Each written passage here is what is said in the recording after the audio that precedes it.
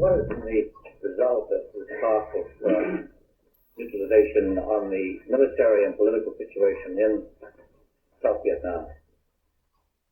Well, I think that talk of neutralization, which implies merely that the United States should withdraw its support of South Vietnam, does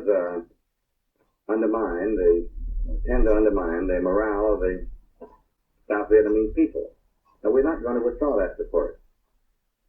We are committed to the freedom of that country and its people, and we are going to give them every possible assistance to sustain their independence and their security.